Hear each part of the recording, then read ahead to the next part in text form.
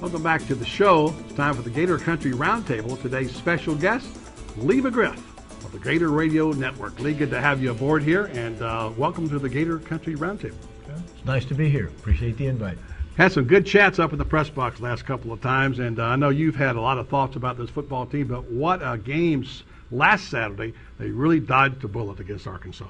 They did, and I know it's been analyzed to death, but they didn't play very well, but still pulled out a win. A year ago about this time, they didn't play well and they got beat. So that's the positive side, but it's certainly a work in progress, particularly with the offense.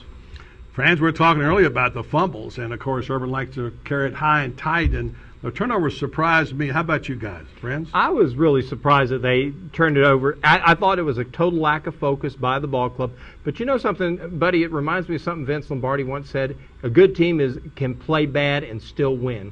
And that's what happened here, is a good team won, even though they played poorly. Yeah, sometimes Tiger Woods can take a 73 and make it a 68. That's what happened to the Gators on Saturday. Yeah, it's true. And really from the human standpoint, which is one of the things that's always intrigued me and I love about sports. But you take Caleb Sturgis, starts out terribly. You take Riley Cooper, starts out and has a real bad first half.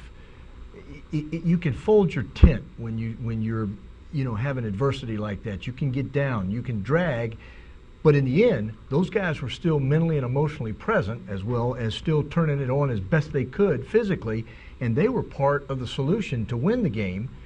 Early on, they were part of what was wrong. Now, I know when a team like this is struggling, I think there were a bunch of other guys in that situation, probably some offensive linemen that were getting whipped, and it kind of permeated through the team. But when it got down to it, they had the guts to pull themselves together and get it done. And speaking of guts, I love Riley Cooper's guts. I think the fact that he was so tough down the stretch. Franz and I were talking about this.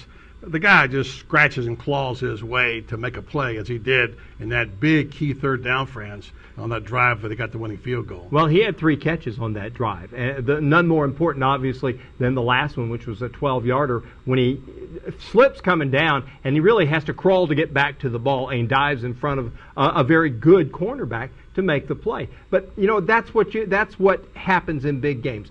Big-time guys, big-time playmakers, guys who've been that before, they step up and they make plays. All right, you're a wide receiver. You played at Florida, obviously. You played for the Tampa Bay Bucks, caught Steve Spurrier's passes. I was a paid spectator back in that one, That was a rough one for you and me. And you've seen receivers. Riley Cooper, he's not real pretty. He is a wide receiver. He didn't get much double coverage respect. What do you think of this guy? Well, he's a competitor. That's apparent, and he is tough. I think every once in a while, but it can happen to any receiver, but he loses his focus like he did early in that game, on being critical. If he catches that long ball that was a strike. Touchdown.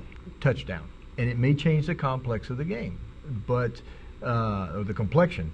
But again, to his credit, I've seen a bunch of guys fold their tent after something. They're psychos after that. But he kept competing, which I think if you had to pick one quality about him, and it's overused, but he's a competitor. There's a lot of guys that play sports and we're talking about football, that are good at it. And then there are those that are passionate and intense and really competitive, and that's him. And you can make up for those mistakes. A lot of talk about this offense. I mean, you're everywhere, in every sports bar in Florida, I'm sure. And you guys have talked about it, Franz. We've talked about it. I'll ask Franz first. And what's wrong with this offense? And I've got some scores here, guys. Listen to this, all right? Ready for this? 38-7, 51-31, 63-5, 49-10, 42-14, 56-6, 70-19, 49-15. What is that?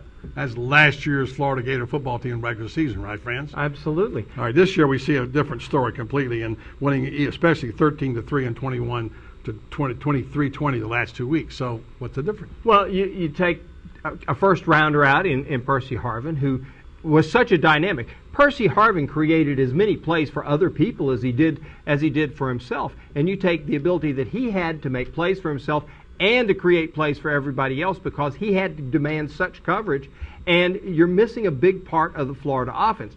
And it's taken a while to figure that out. I think they will, but we'll see. All right, they're missing the components, as Franz says.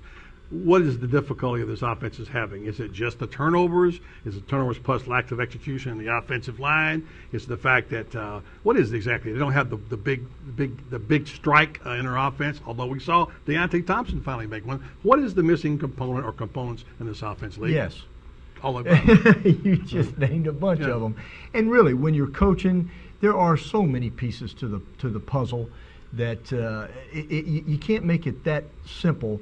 But my memory says that at this time last year, we weren't exactly running on all cylinders either.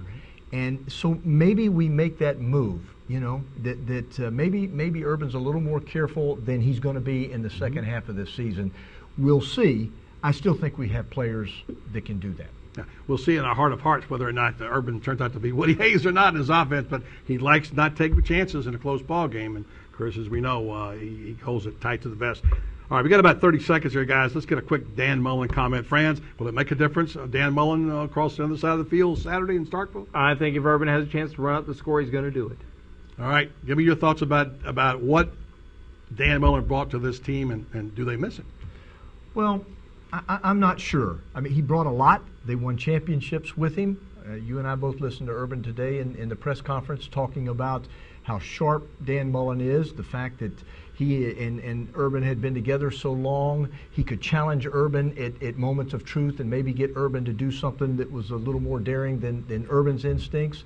But in this game, it is going to add something to it because Dan Mullen does understand what the Gators are going to do or what their tendencies are, but I don't think he has the horses to make it work. Lee, I always enjoy your work. I listened to the broadcast of you and Mick during the game, so thanks for being on the show with us today. Appreciate it. Thank you. All right, we come back. Franz and I will have final thoughts on the Gator Country TV show. Gator Country TV airing Saturday at 8:30 a.m. on ESPN2 and throughout the week on Cox Channel 15. Gator Country TV is brought to you by Huntington Learning Center.